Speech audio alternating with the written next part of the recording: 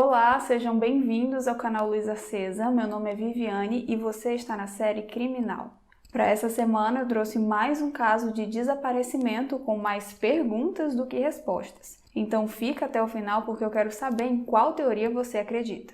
Deixe o like e a luz acesa porque você não pode deixar passar nenhum detalhe dessa história.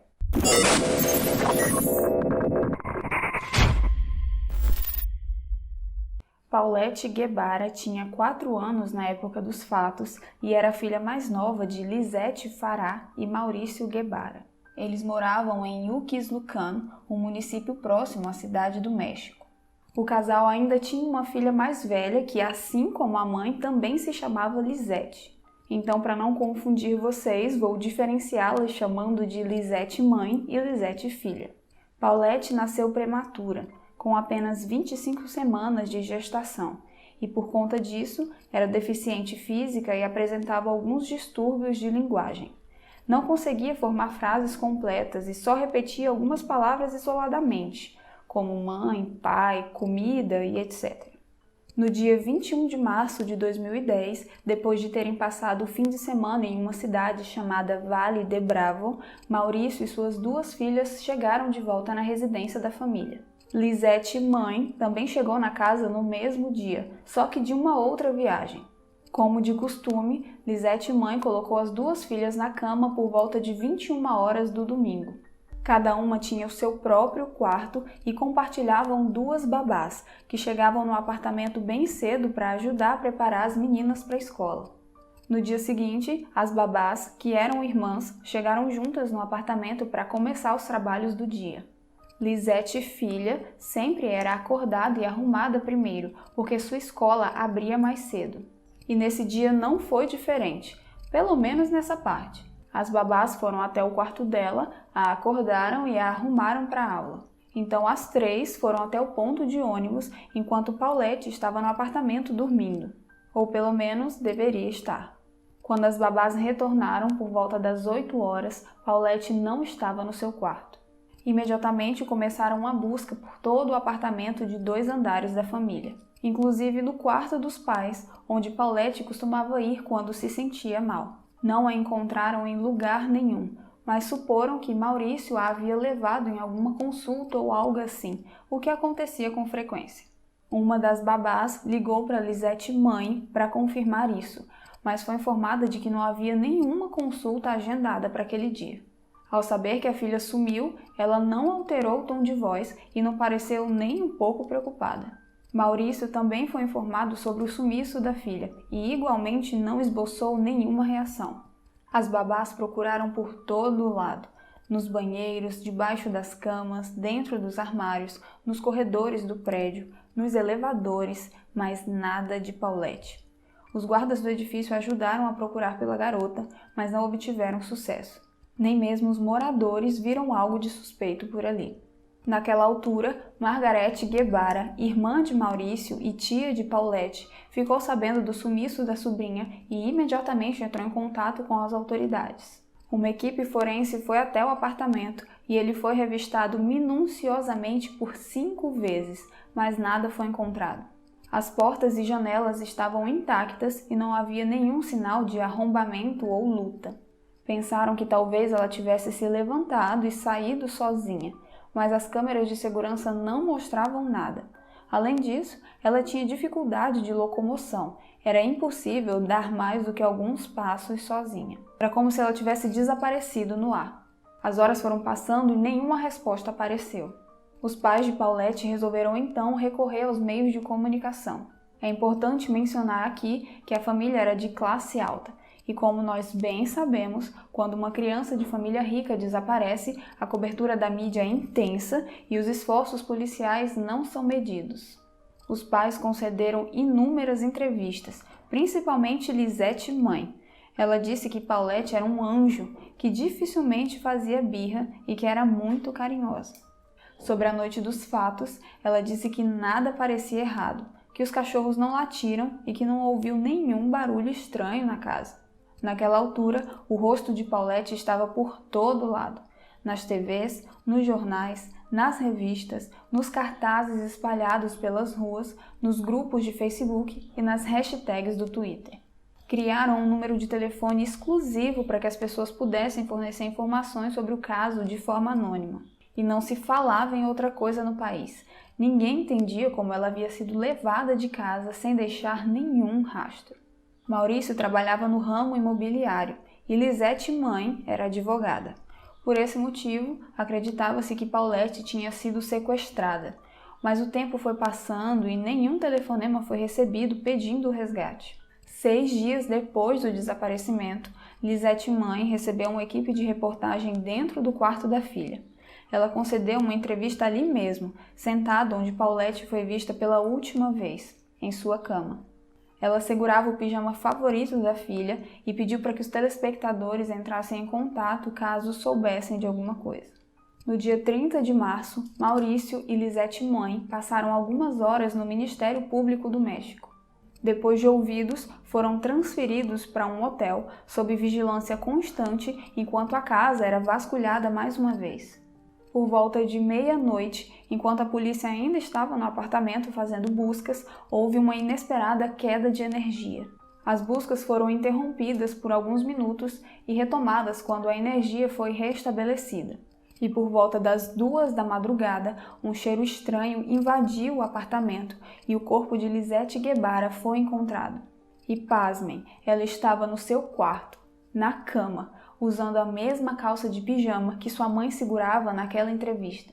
O vídeo do momento da descoberta do corpo é um pouco pesado para os mais sensíveis, então decidi não colocar aqui, mas caso tenha interesse em ver, o link está na descrição desse vídeo.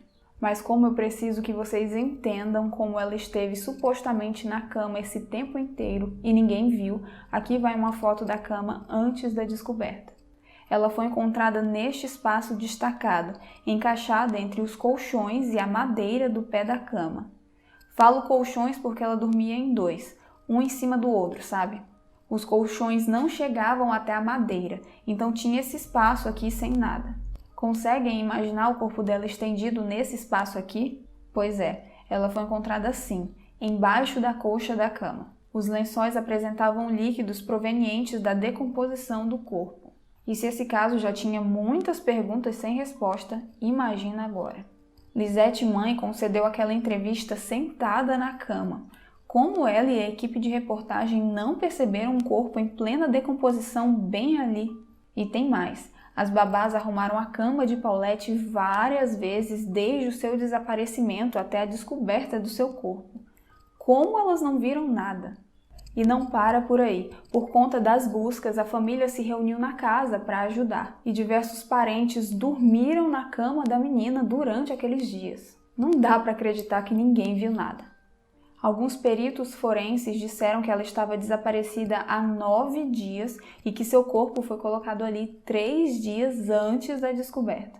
Mas o laudo médico concluiu que a morte de Paulette foi um acidente, que provavelmente ela rolou enquanto dormia, caiu ali, ficou presa devido às suas limitações de locomoção e morreu asfixiada. Muitas pessoas não compraram essa explicação. Eu sou uma delas. Como ninguém reparou num cadáver de 9 dias no pé da cama? Os lençóis foram trocados, os familiares dormiram lá. Sua mãe concedeu uma entrevista sentada na cama perto do corpo. Infelizmente, depois de tanto entra e sai naquele apartamento, se tornou impossível verificar pegadas, DNA e impressão digital. Não existia cena de crime mais contaminada do que aquela.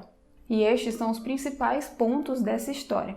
Vamos agora às teorias mais acreditadas.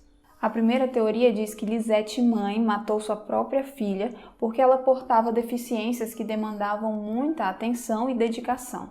Acrescenta-se o fato dela não ter esboçado qualquer reação quando uma das babás ligou, informando sobre o desaparecimento de Paulette. E durante uma entrevista na época das buscas, Lisete, mãe, disse uma frase que não pegou muito bem.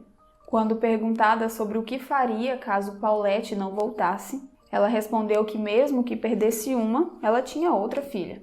É importante mencionar que as pessoas perceberam que o pijama que ela segurava em uma entrevista era igual ao que Paulette usava quando foi encontrada. Mas há quem acredite que por ela ter 2 filhas, costumava comprar roupas iguais para elas. Talvez aquela calça de pijama fosse da filha mais velha. O que nos leva à segunda teoria, que diz que Lisette filha matou Paulette por ciúmes, já que ela era muito mimada e recebia toda a atenção dos pais por conta das suas limitações. Mas nada foi comprovado, são apenas especulações.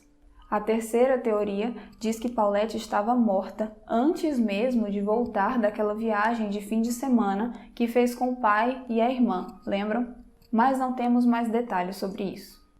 A quarta teoria diz que os pais cometeram o crime.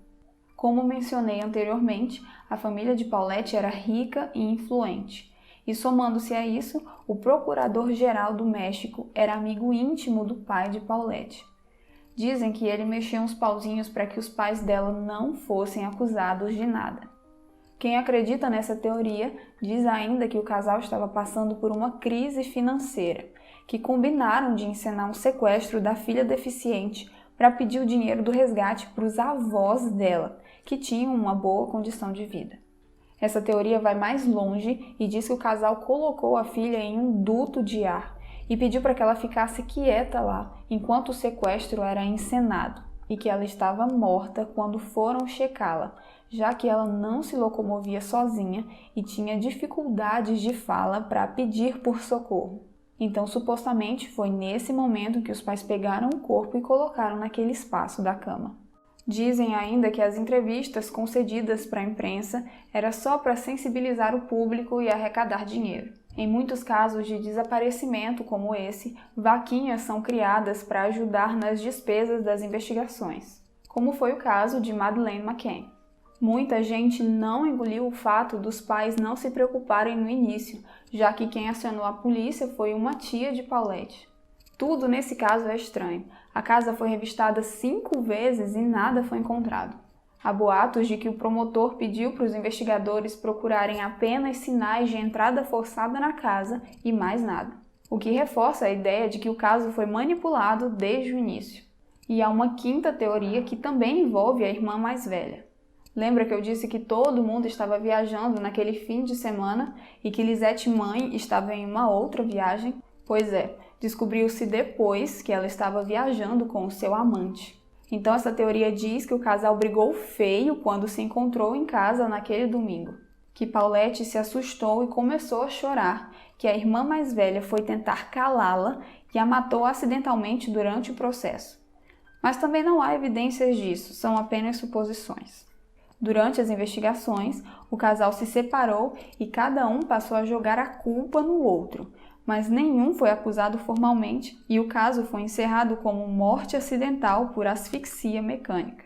Então isso nos leva ao fim desse triste caso. Gostaria muito de ler as teorias de vocês aqui nos comentários.